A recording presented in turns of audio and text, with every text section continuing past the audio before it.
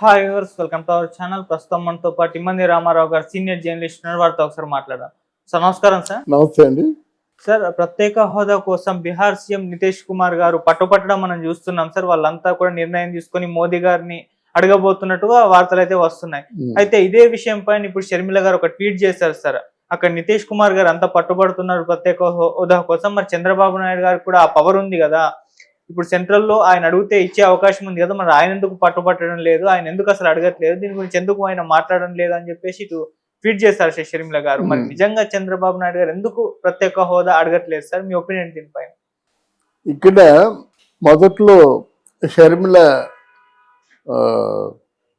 ఉపన్యాసాలు కానీ ఆవిడ ఆలోచన విధానాలు కానీ మనం ఎప్రిషియేట్ చేసాం.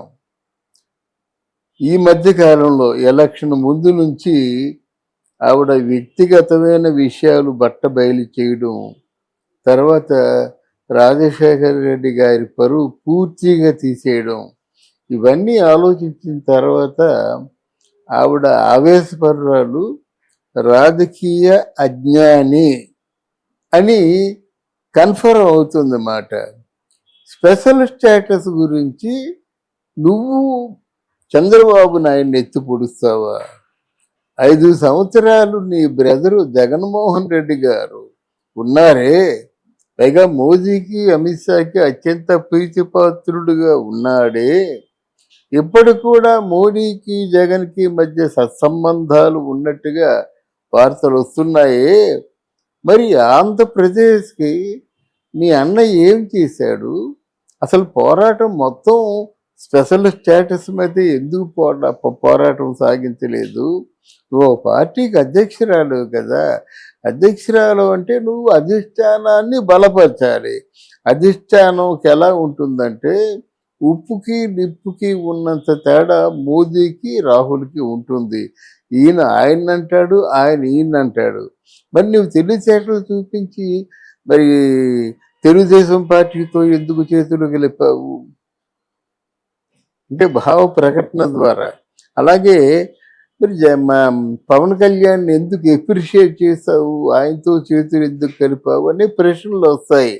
ఆ ప్రశ్నలకి మీ దగ్గర సమాధానం ఉండదు. అధిష్టానాన్ని ధిక్కరించి చేతులు కలిపావా? అధిష్టానాన్ని ధిక్కరించినట్టు నువ్వు కాంగ్రెస్ పార్టీకి అధ్యక్షురాలిగా ఎలా పనిచేస్తావు? సంకరం అయింది కదా. అందువల్ల ఈ ప్రశ్న అడిగే హక్కు ఆవిడకి ప్రస్తుతానికి లేదనిపిస్తుంది అన్నమాట. సార్, అప్పుడు జగన్మోహన్ రెడ్డి గారిని కూడా విమర్శించింది కదా, ప్రత్యేక హోదా తీసుకురాలేదని. 4 మాటలతో పాటు ఒక మాట అన్నది.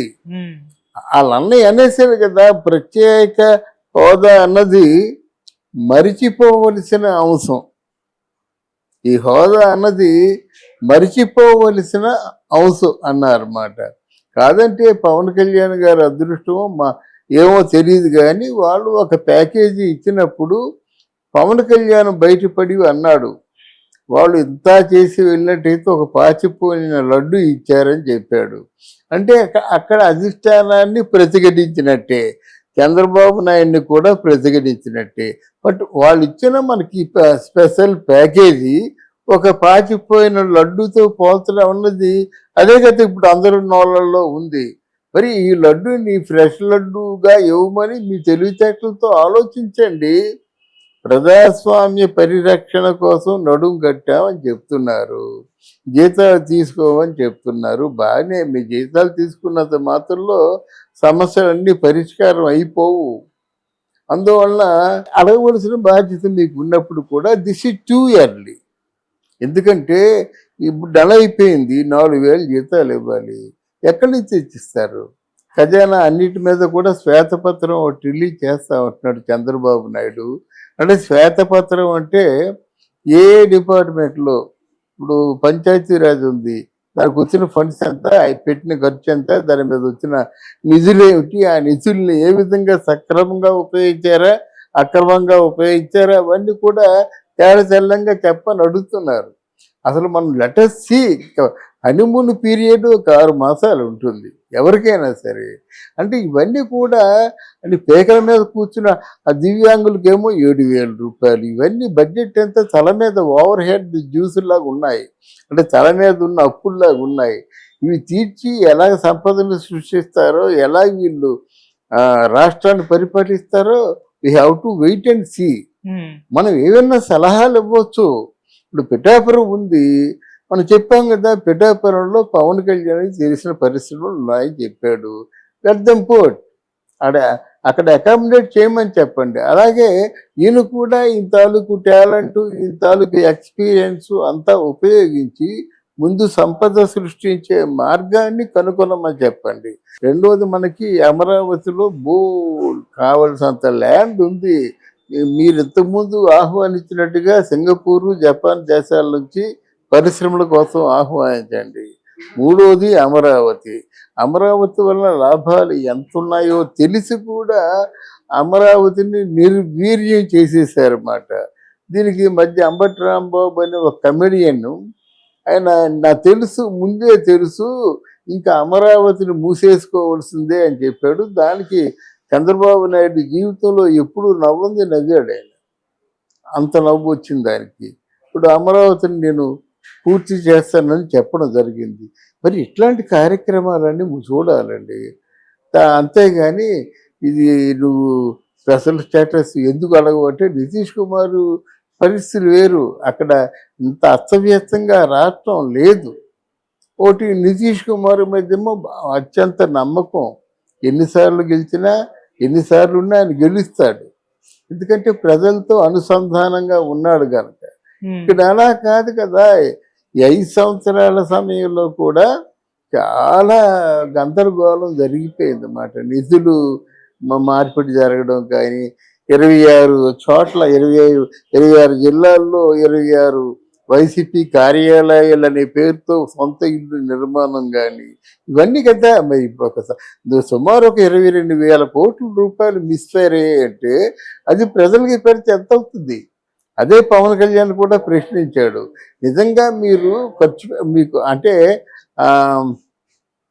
అధికార లెక్కల ప్రకారం కాకుండా మీ సొంత నిర్మాణాలకి, మీ సొంత భవనాలకి డబ్బులు ఖర్చు పెడితే ఆ డబ్బులు ప్రజల మీద ఉపయోగిస్తే ఎంత బాగుండేది.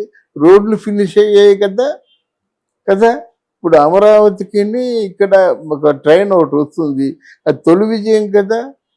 ఇక్కడి నుంచి నేరుగా అమరావతి వెళ్ళిపోవచ్చు, అర్థమైందా? ఇక్కడి నుంచి మనం అమరావతికే ట్రైన్ వేస్తున్నారు అన్నమాట, అమరావతికే బస్సులు వేస్తున్నారు, క్లాస్ బస్సులు అయినా వేస్తున్నారు. తర్వాత రేపటి నుంచి ఒకటో, ఇవాళ నుంచో ఎప్పటి నుంచో స్కీమ్ రెడీ అయిపోయింది, ఫ్రీ బస్సులు మహిళలకి. ఇవన్నీ ఒక్కొక్కటి చేస్తున్నారు కనుక మనం కొంచెం టైం ఇవ్వాలి. అడగడం కరెక్టే కానీ చేయడం అసలు తేలిక కాదు. ఏమో పవన్ కళ్యాణ్ కూడా ఇందులో ఉన్నారు కనుక స్పెషల్ స్టేటస్ ఇక ముందు చంద్రబాబు నాయుడు గారు అడగలేరు.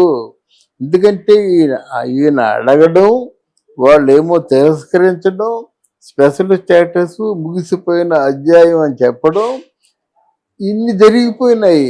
ఇప్పుడు ఒకవేళ స్పెషల్ స్టేటస్ అంటే రాజకీయ సమీకరణాల బట్టి పవన్ కళ్యాణ్తో వాళ్ళకు ఉన్నటువంటి ప్రేమ, స్నేహం, అనుబంధాలు బట్టి ముందు పవన్ కళ్యాణ్ని ఎలా ఉపయోగించుకోదలుచుకున్నారో దాన్ని బట్టి వచ్చినా రావచ్చు. అసలు ముందు ఆంధ్రప్రదేశ్ ఎలా మనుగడ సాగిస్తుంది అది కావాలి. మరి విశాఖపట్నం పేద సిటీగా చెప్పుకుంటున్నాము, అక్కడ మెట్రో ట్రైన్ లేదు కదా. పట్టణానికేమో ఇంటర్నేషనల్ ఎయిర్పోర్ట్ లేదు కదా. ఆ ఉన్న ఎయిర్పోర్ట్ ఏమో న్యాయం వాళ్ళది, స్థలం వాళ్ళకి ఇచ్చేసేయాలి. తర్వాత వర్షాలు పడితే అక్కడి నుంచి ఫ్లైట్లు బయలుదేరు, అది మన కర్మ. అందువల్ల ఇవన్నీ కూడా చేస్తున్నారు కనుక టూ ఇయర్లీ ఆ ప్రశ్న వేసే హక్కు ఆవిడ లేదు. ఒకవేళ వేసినప్పుడు కూడా that is very early, too early. వాళ్ళు తలమునకలైపోయి ఈ సమీక్షలు చేసిన తర్వాత తలకాయలు పట్టుకొని కూర్చున్నారు. మరి ఒక పక్కేమో వాలంటీర్లు మరి తిరగబడతారు. వాలంటీర్ వ్యవస్థ రద్దు చేస్తున్నామంటే వాళ్ళు ఊరుకుంటారా? సుమారు ఒక 2.5 లక్షల మందిని పెట్టేసి వాళ్ళు ఏం పూర్తిగా ఉండమంటే ఉండడం, పొమ్మంటే పోవడంతో పాటు పేదవాళ్ళు ఎక్కడ బ్రతుకుతారనేటువంటి గొడవ చేస్తారు కనుక వాళ్ళు ప్రజలు కాదా? వాళ్ళ మీద ఈ బాధ్యత లేదా? వాడెవడో మోసం చేశాడు, మీరు ఆ పని చేస్తారనే ప్రశ్నలు వస్తాయన్నమాట. అంటే వీరి మీద ఈ తలకాయల మీద ఎన్ని సమస్యలు ఉన్నాయి. మరి ఆ పరిస్థితుల్లో ఆవిడ ఆ ప్రశ్న వేయడం మాత్రం అనుభవ రాహిత్యమే. ఒక 6 మాసాలు చూసిన తర్వాత వాళ్ళ పాలనా వ్యవహారం తెలిసిపోతుంది మనకి. ఎందుకంటే నీకు ఫ్లైట్ అన్నది టేక్ ఆఫ్ బట్టే ల్యాండింగ్ ఉంటుంది. ఆ టేక్ ఆఫ్ కానీ లేకపోతే డైలీ అంటే ఎక్కువ ఫ్లైట్లో తిరిగే వాళ్ళు తెలిసిపోతుంది ఇది ల్యాండింగ్ ఎలాగవుద్దని. అంటే అది ఎక్స్పీరియన్స్డా కాదని తెలిసిపోతుంది మాట. అలాగే ఇక్కడ కూడా వీళ్ళు ఈ 6 మాసాల్లో ఏ స్థితికి తీసుకెళ్తారో చూసిన తర్వాత మనం మాట్లాడితే బాగుంటుంది. Right sir, thank you so much. Thank you అమ్మా, థ్యాంక్ యూ వెరీ మచ్.